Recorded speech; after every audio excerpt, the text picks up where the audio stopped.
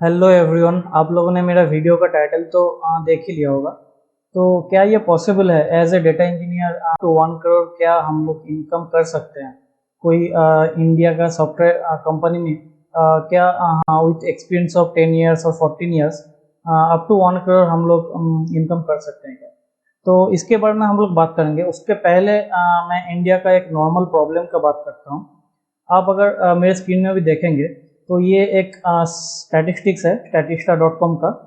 इसमें दिखा रहा है कि 90% of Indian engineers lack their skills. So ये तो नॉर्मल इंडियन इंजीनियर्स का बात हो गया जो कि सभी ब्रांच से बिलोंग करते हैं। लेकिन मैं अगर ये नया टेक्नोलॉजी ऑफ डेटा इंजीनियरिंग का बात करूँ तो ये बहुत ही ज़्यादा नया है और जो कि यूट्यूब में या कोई वेबसाइट में अवेलेबल भी नहीं है। तो वो सब स्किल्स तो हम लोगों के लिए सीखना बहुत ज़्यादा मुश्किल है।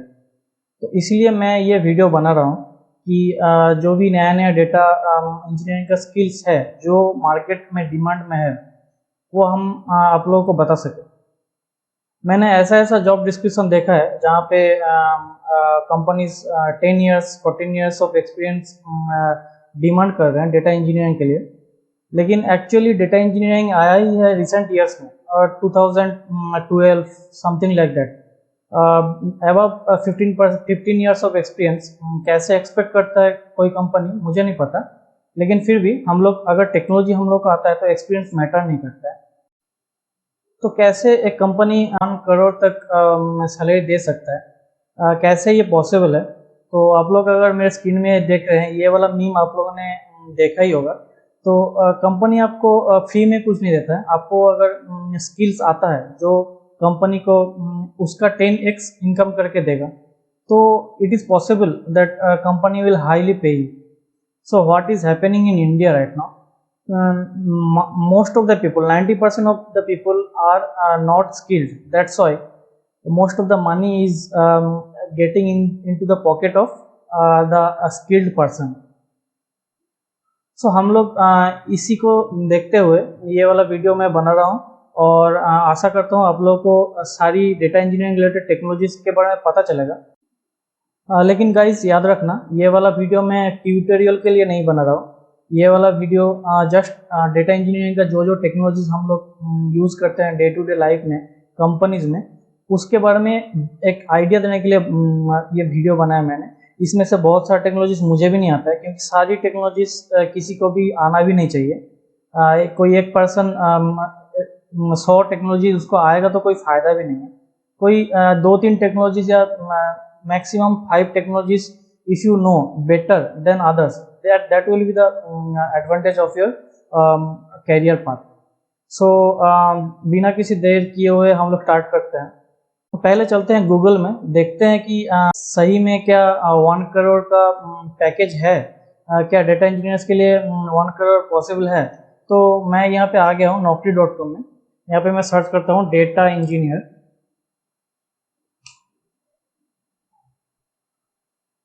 और ये देखो लेफ्ट साइड में कुछ कुछ फिल्टर्स है। तो आप अगर ड्रैग डाउन करोगे तो आपको सैलरी का फिल्टर मिलेगा और सैलरी का फिल्टर में आप लोग व्यू मोर कर सकते हो।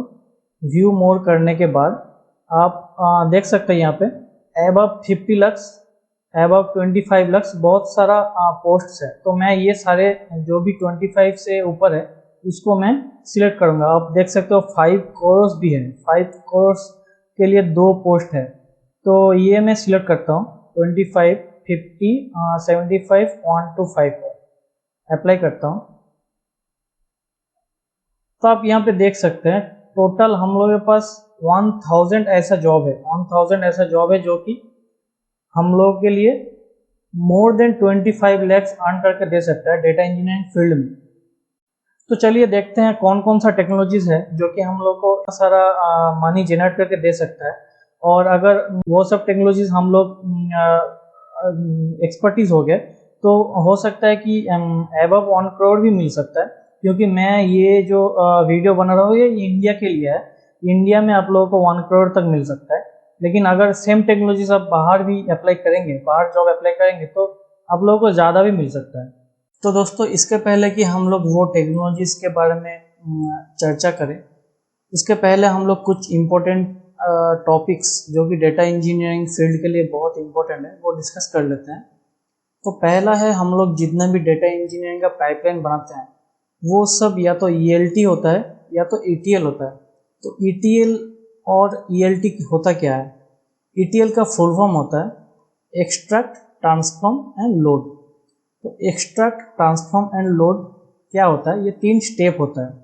एक्सट्रैक्ट क्या होता है? हम लोग कोई सोर्स या डेटा जहाँ पे रखा हुआ है, कोई भी डेटा बेस है या कोई भी डेटा सोर्स है, वहाँ से डेटा एक्सट्रैक्ट करते हैं। और ट्रांसफॉर्म का मतलब क्या होता है? डेटा रॉ फॉर्म में होता है, तो डेटा को हम लोग को क्लीन करना होता है जिसको हम लोग यूज़ करना चाहते हैं। तो डेटा हम लोग ट्रांसफॉर्म करते हैं इसीलिए कि जो भी डेटा हम लोगों का बहुत दिन से गैदर हो रहा है कोई डेटाबेस में, वो डेटा हम लोग डायरेक्टली यूज़ नहीं कर सकते हैं। तो इसीलिए हम लोग डेटा को क्लीन करने के लिए ट्रांसफॉर्म करते हैं। उसके बाद होता है लोड। तो लोड कहाँ करते हैं हम लोग? कोई भी एनालिटिक्स प्लेटफॉर्म जहाँ पे वो डेटा यूज़ होगा, जो डेटा हम लोगों ने क्लीन किया है वो डेटा जहाँ पे यूज़ होगा उसको हम लोग बोलते हैं सिंक। तो हम लोग लोड कहाँ करते हैं? सिंक में। तो फॉर एग्जांपल मान लो कि अमेज़न का डेली 100 ऑर्डर्स डिलीवर होता है। तो वो 100 ऑर्डर्स में कोई कंट्री से 10 ऑर्डर आ रहा है, कोई कंट्री से 1 ऑर्डर आ रहा है, कोई कंट्री से 2 ऑर्डर आ रहा है। तो ये डेली बेसिस पे कौन ट्रैक करेगा?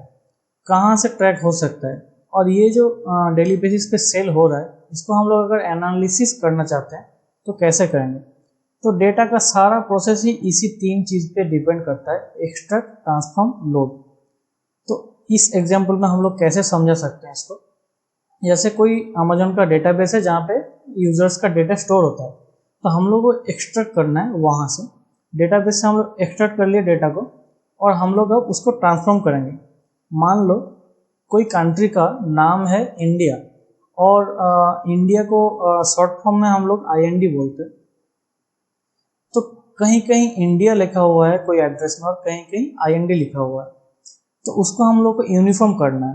तो कहीं भी अगर इंडिया और IND लिखा हुआ है, दोनों को हम लोग को सेम करना है और दोनों को हम लोग को इंडिया ही लिखना है। तो ये एक तरह का ट्रांसफॉर्म हो गया। तो ऐसे ही बहुत सारे डाटा को हम लोग क्लीन करते हैं। क्लीन करने के बाद हम लोग लोड करते हैं। कहाँ लोड करते हैं? सिंक में लोड करते हैं, जहाँ हम लोग को डेटा एनालिसिस करना है। तो जितना भी टूल मैं अभी बताने जा रहा हूँ, सारा का सारा टूल या तो एक्सट्रैक्ट, ट्रांसफॉर्म या लोड में यूज़ होता है। और मैंने अभी एक टर्म और बताया था, मैंने बताया ETL एंड ELT। तो ELT और ETL दोनों ही काम सेम करता है, लेकिन टेक्नोलॉजीज थोड़ा सा चेंज हुआ है। क्योंकि ETL में हम लोग लोड लास्ट में करते थे, क्योंकि हम लोग के पास उतना महंगा या बहुत ज़्यादा स्पेस नहीं था, क्योंकि चिप का जो रेट है वो बहुत महंगा था पहले के टाइम में। और अभी हम लोग यूज़ करते हैं ELT, डायरेक्ट हम लोग लोड कर देते हैं सिंक में, उसके बाद हम लोग ट्रांसफॉर्म करते हैं। तो हम लोग का अभी स्टोरेज का कोई चिंता नहीं है। आप खुद ही देखिए, हम लोग को जो मोबाइल, छोटा छोटा मोबाइल हम लोग जब बचपन में थे तो हम लोग को 5,000 7,000 और उससे ज़्यादा भी रेट में मिलता था। लेकिन अभी देखिए, कोई भी बड़ा से बड़ा मोबाइल, एंड्रॉयड मोबाइल हम लोग को बहुत सस्ते में मिल जाता है। तो ये जो रेट का, जो इलेक्ट्रॉनिक्स प्रोडक्ट का एक रेट रिड्यूस हुआ है, वो किस लिए हुआ है? चिप का जो रेट है वो रिड्यूस हुआ है। सिमिलरली डेटा इंजीनियरिंग में भी हम लोगों का जो स्टोरेज हाउसेस होता है उसका कॉस्ट बहुत रिड्यूस हुआ है। तो इसीलिए हम लोग अभी यूज़ करते हैं ELT, ETL यूज़ नहीं करते हैं ज़्यादा। Secondly, highly paid data engineer कभी भी बेसिक लेवल पे नहीं होता है, वो या तो मैनेजर लेवल पे होता है या वाइस प्रेसिडेंट लेवल पे होता है। तो जितना भी मैनेजर लेवल पे काम होता है वो सिर्फ हम लोग को टेक्नोलॉजी यूज़ करना नहीं होता है, हम लोग को रिसोर्सेज मैनेज भी करने आना चाहिए। तो जो भी मैं अभी टेक्नोलॉजीज बताऊंगा उसके अलावा भी मैं बहुत कुछ ऐसे बताऊंगा जो कि मैनेजर के लिए हेल्पफुल है, जो रिस्पॉन्सिबिलिटीज मैनेजर को भी होना चाहिए। तो वीडियो लास्ट तक देखिए। वीडियो लास्ट तक देखने से आपको ये पता चलेगा कि सिर्फ ये सब टेक्नोलॉजी सीखने से ही काम नहीं चलेगा। एक्स्ट्रा कुछ कुछ और भी चीज़ आपको आना चाहिए जो कि आपको ये मुकाम तक पहुंचा सकता है। तो चलिए स्टार्ट करते हैं। पहले बेसिक प्रोग्रामिंग लैंग्वेजेस स्टार्ट करते हैं। तो बेसिकली हम लोग का डेटा इंजीनियरिंग में पाइथन, स्पार्क, स्काला, एसक्यूएल, ये चारों जो लैंग्वेजेस है बहुत ज़्यादा इम्पोर्टेंट है। इनमें से भी बहुत ज़्यादा इम्पोर्टेंट है पाइथन और एसक्यूएल। पहले स्पार्क नहीं था, पाइथन और एसक्यूएल ही था। जब हम लोग डेटा इंजीनियरिंग स्टार्ट हुआ था तो पाइथन और एसक्यूएल ही था, लेकिन स्पार्क अभी रिसेंटली इंट्रोड्यूस हुआ है और स्पार्क में हम लोग एसक्यूएल, स्काला, पाइथन तीनों कोडिंग एक साथ कर सकते हैं। स्पार्क एक बिग डेटा टेक्नोलॉजी है जो कि ह्यूज डेटा को मैनेज कर सकता है। तो इसीलिए आप लोग अगर पाइथन, स्पार्क और एसक्यूएल तीनों लैंग्वेजेस अच्छा से आप लोग लर्न कर सकते हैं, तो हो सकता है कि डेटा इंजीनियरिंग का इंटरव्यू में आप लोग को ज़्यादा प्रॉब्लम नहीं होगी। ये चारों लैंग्वेजेस तो बेसिक लैंग्वेज हो गया। उसके बाद इसके अलावा भी बहुत सारे लैंग्वेजेस है जो कि ऑन डिमांड है। जावा, लिनक्स, रूबी और गो। जावा, लिनक्स, रूबी और गो भी बहुत इंपॉर्टेंट लैंग्वेजेस है, लेकिन ज़्यादातर डेटा इंजीनियरिंग में जावा और लिनक्स यूज नहीं होता है। एक और लैंग्वेजेस है जिसका नाम है आर, वो यूज़ होता है बहुत सारा डेटा साइंटिस्ट या डेटा इंजीनियरिंग में। उसके बाद हम लोग आते हैं क्लाउड टेक्नोलॉजीज में। कौन कौन सा क्लाउड टेक्नोलॉजीज अवेलेबल है हम लोग के पास और कौन कौन सा अभी ऑन डिमांड में है। तो बेसिकली हम लोग पास 3 क्लाउड टेक्नोलॉजीज है। एक होता है एजियो, एक होता है AWS और एक है GCP। तो एजियो और AWS दोनों ही पैरेलली बहुत ज़्यादा यूज़ होता है, क्योंकि ये दोनों GCP से पहले आया है। ऑफ कोर्स GCP बाद में आया है, इसलिए थोड़ा सा कम यूज़ होता है, लेकिन GCP का यूज़ बहुत तेज़ी से बढ़ रहा है। तो GCP भी आप सीख सकते हैं, लेकिन फिलहाल ज़्यादातर प्रोजेक्ट में एजियो और AWS यूज़ होता है। इन तीनों में से कौन कौन सा टेक्नोलॉजी यूज़ होता है वो भी मैं बताता हूँ।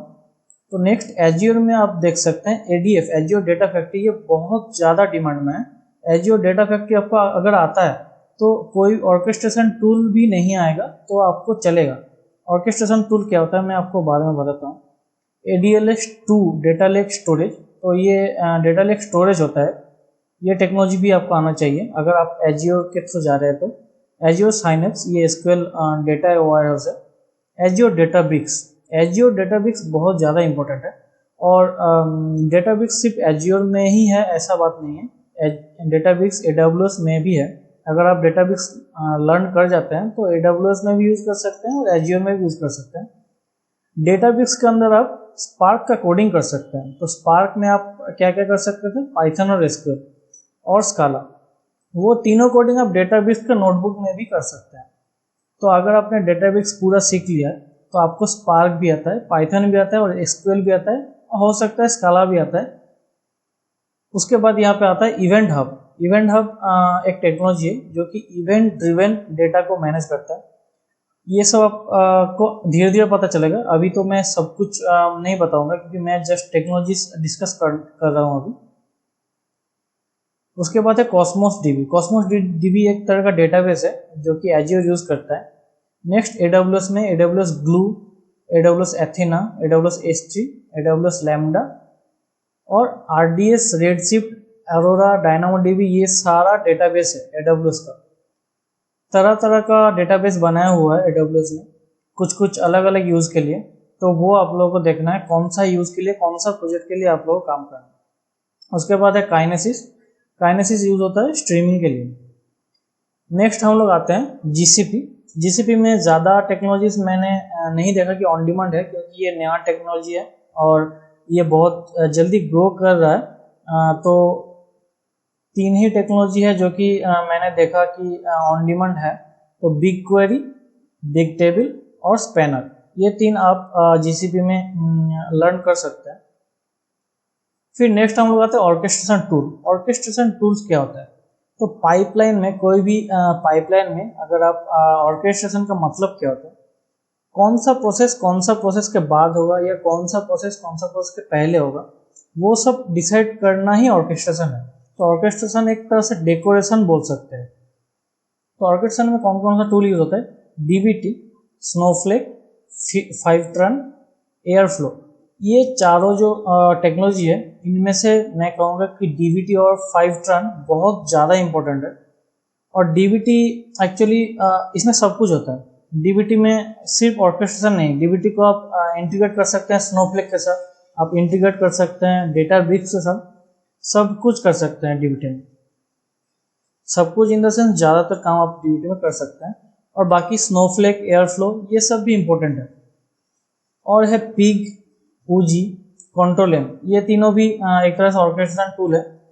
यहाँ पे अगर मैं थोड़ा बहुत गलती करता हूँ ऑर्केस्ट्रेशन टूल और ईएलटी टूल में, थोड़ा बहुत मिक्सअप हो सकता है, तो उतना चलेगा, क्योंकि सब टेक्नोलॉजीज का मेरे को उतना ज़्यादा तो पता नहीं है, लेकिन इतना पता है कि ये सारा चीज़ ईटीएल या ईएलटी प्रोसेस में यूज़ होता है। फिर आता है डेटा लिनिएज। डेटा लिनिएज में क्या आता है? एटलस, स्प्लाइन, ओपन लिनिएज और मार्क्वेस, ये चारों टेक्नोलॉजी डेटा लिनिएज में यूज़ होता है। तो डेटा लिनिएज एक्चुअली है क्या? डेटा लिनिएज आप कह सकते हैं कि एक हायरार्की है। कौन सा टेबल के बाद कौन सा व्यू आएगा, कौन सा व्यू के बाद कौन सा सिटी आएगा, कौन सा टेबल के बाद दूसरा टेबल आएगा, कौन सा डेटा कौन देख सकता है, कौन सा डेटा कौन सा यूज़र नहीं देख सकता है, वो सारा सेटिंग्स डेटा लिनिएज में होता है। कोई अगर मान लो कि टेबल 2 टेबल 1 पे डिपेंडेंट है, तो अगर टेबल 1 क्रिएट ही नहीं हुआ तो टेबल 2 फेल करेगा। वही होता है डेटा लिनिएज। एक लाइन जो क्रिएट होता है डेटा के अंदर, उसी को हम लोग डेटा लिनिएज कहते हैं। एक ट्री स्ट्रक्चर होता है बेसिकली। फिर आता है हम लोग हाडूप इकोसिस्टम। हाडूप इकोसिस्टम के बारे में मैं ये बताना चाहता हूँ कि ये रिसेंटली उतना ज़्यादा यूज़ नहीं होता है, लेकिन 4-5 ईयर्स बैक हाडूप इकोसिस्टम बहुत ज़्यादा यूज़ हुआ है। तो इसीलिए उस टाइम जो सॉफ्टवेयर डेटा प्रोडक्ट्स बना हुआ है वो अभी भी चल रहा है। कोई माइग्रेशन नहीं किया, कोई प्रोजेक्ट को माइग्रेशन नहीं किया गया है, तो वो अभी भी चल रहा है। तो इसीलिए हाडूप इकोसिस्टम भी कोई प्रोजेक्ट यूज़ कर सकता है, तो आपको लर्न करना पड़ेगा। हाडूप इकोसिस्टम में क्या क्या आता है? HDP, EMR, HDFS। HDFS again file storage है। और मैप रिड्यूस एक तरह का टेक्नोलॉजी है जिसमें हम लोग पहले डेटा को मैप करते हैं, उसके बाद उसको एग्रीगेशन करके रिड्यूस करते हैं। उसके बाद है हाइव, HBase और स्कूप। फिर हम लोग आते हैं फाइल फॉर्मेट्स। ये बहुत इंपॉर्टेंट है। हम लोग जितना भी अनस्ट्रक्चर्ड डेटा में काम करते हैं, अनस्ट्रक्चर्ड मतलब जो भी टेबुलर फॉर्म में नहीं है, जेसन फॉर्म में है आप बोल सकते हैं, या तो कोई दूसरा फॉर्म में है, लेकिन टेबुलर फॉर्म में नहीं है। तो फाइल फॉर्मेट्स इतना इम्पोर्टेंट इसीलिए है क्योंकि आजकल बहुत सा डेटा अनस्ट्रक्चर्ड है या तो सेमी स्ट्रक्चर्ड है। आप अगर कोई मॉल में जाते होंगे तो आप क्रेडिट कार्ड से बिल पेमेंट करने के बाद आपको एक बिल जनरेट होता है, तो वो जो बिल होता है वो टेबुलर फॉर्म में नहीं रहता है, कुछ अनस्ट्रक्चर्ड फॉर्म में रहता है। तो ऐसा डेटा को हम लोग कैसे पहचानेंगे? तो उसके लिए different type of file formats हम लोग को सीखना पड़ेगा। उसमें से एक आता है पार्के फाइल, एक आता है ORC फाइल। तो ये जो जितना टाइप का फाइल है ना, सबका अलग अलग डिफ्रेंशिएशन कर सकते हैं उसके बेसिस पे कि कोई फाइल होगा कॉलमनर फॉर्म में होगा, कोई रो फॉर्म में होगा, सबका अलग अलग प्रॉपर्टीज होता है। एक होता है आवरो फाइल, एक होता है डेल्टा फाइल और एक होता है हुडी फाइल। तो ये डेल्टा फाइल जो है, ये डेल्टा फाइल एक्चुअली डेटाब्रिक्स ने इंट्रोड्यूस किया था और डेटाब्रिक्स में ये फाइल फॉर्मेट यूज होता है बेसिकली। और डेल्टा फाइल में क्या होता है? वर्जनिंग होता है। आप अगर कोई टेबल को डिलीट कर दे रहे हो, लेकिन आप उसको प्रीवियस वर्जन में जाके उसको फिर से ट्रैक कर सकते हैं। तो ये सारी चीज़ आप लोगों को पता होना चाहिए। फाइल फॉर्मेट में मैं बोलूँगा कि पार्के, आवरो और डेल्टा, ये तीनों बहुत ज़्यादा इंपॉर्टेंट है, ये तीनों आपको जानना चाहिए। नेक्स्ट हम लोग आते हैं CI/CD टूल्स में। तो CI क्या होता है? कॉन्टिन्यूस इंटीग्रेशन, और CD होता है कॉन्टिन्यूस डिप्लॉयमेंट।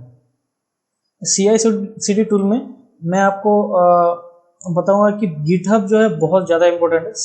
लगभग सारा प्रोजेक्ट में गिटहब यूज होता है, तो आप लोगों को गिटहब या गिटलैब या बिटबकेट, ये तीनों में से कोई एक तो आना ही चाहिए। और एजियो डेवऑप्स आजकल यूज होता है, और एजियो डेवऑप्स बेसिकली अलग टेक्नोलॉजी नहीं है, ये क्लाउड टेक्नोलॉजी है जो कि बिटबकेट और गिटहब को कंटेन करता है और कुछ नहीं है। आपको अगर बिटबकेट और गिटहब में से कोई एक आता है तो एजियो डेवऑप्स में वो सेम चीज़ ही आएगा। उसके बाद सर्कल CI नाम का एक कंटिन्यूस इंटीग्रेशन टूल भी है, ये मुझे उतना पता नहीं है। उसके बाद हम लोग आते हैं CD कॉन्टिन्यूस डिलीवरी में। कॉन्टिन्यूस डिलीवरी में जेंकिन्स है, जेंकिन्स आपको आना चाहिए। बैम्बू है, बैम्बू भी इम्पोर्टेंट है। और उसके बाद एज्योर डेवऑप्स, एज्योर डेवऑप्स में CI/CD दोनों हो जाता है। नेक्स्ट हम लोग आते हैं रिपोर्टिंग में। तो जितना भी डेटा हम लोग ट्रांसफॉर्म करते हैं और लोड कहाँ करते हैं, लोड हम लोग करते हैं एक्चुअली सिंक में, जहाँ से रिपोर्टिंग कर सकते हैं। तो लोड हम लोग जहाँ करते हैं वहाँ से रिपोर्ट जहाँ जिसको करना है वो डेटा को उठा के वहाँ से डायरेक्ट रिपोर्ट करते हैं।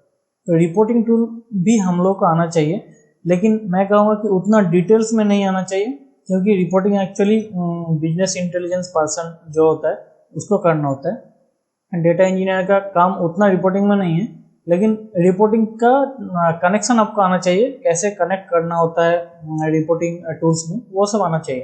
तो रिपोर्टिंग टूल्स में क्या क्या है देख लेते हैं। पावर BI, एक है टैब्यूले और एक्सेल। एक्सेल को मैं एज ए रिपोर्टिंग टूल अभी नहीं बताऊंगा, क्योंकि एक्सेल में बिग डेटा रिपोर्टिंग नहीं होता है। लेकिन from past 20 to 25 years we can say that Excel has make a constant progress। तो एक्सेल अभी भी ये यूज़ में है, हम लोग इसको छोड़ नहीं सकते हैं। तो एक्सेल भी आपको सीखना चाहिए, क्योंकि सब प्रोजेक्ट में डेटा बिग डेटा ही नहीं होता है, कुछ कुछ प्रोजेक्ट में डेटा थोड़ा सा कम भी होता है।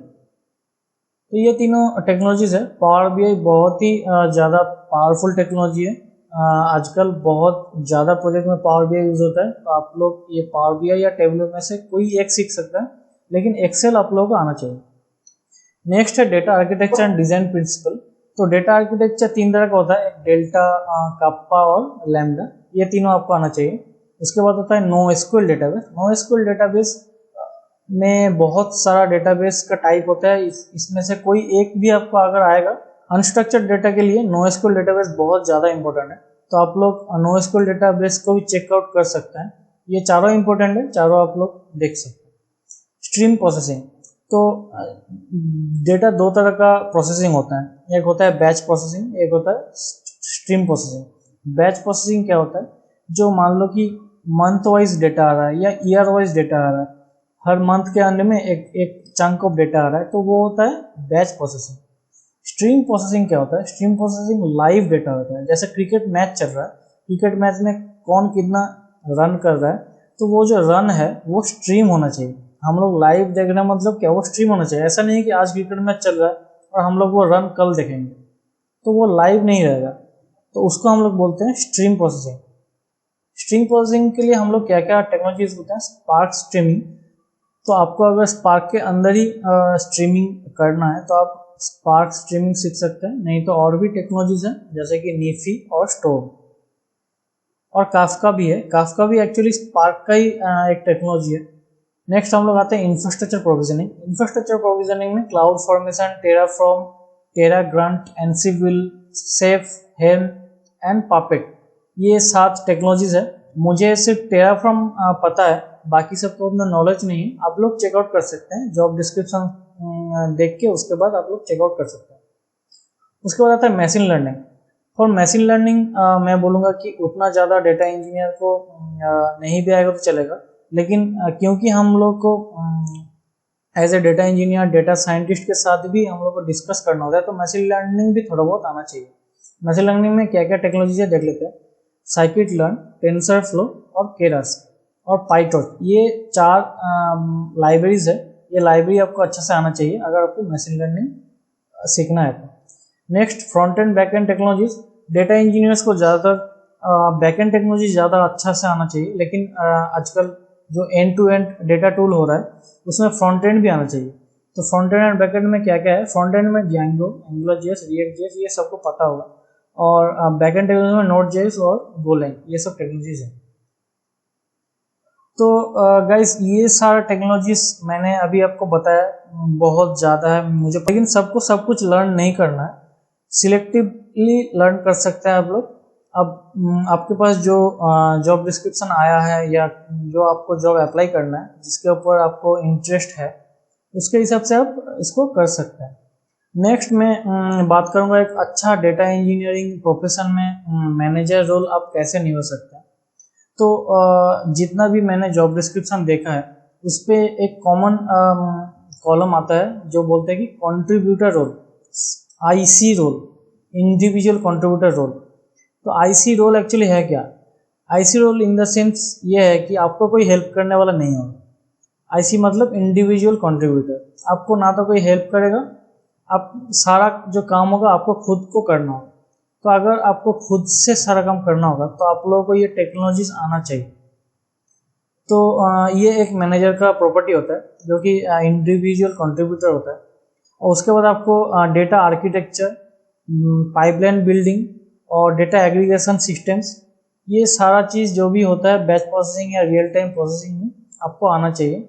और आर्किटेक्चर और डिज़ाइन, डेटा डिज़ाइन का आपको अच्छे से नॉलेज होना चाहिए।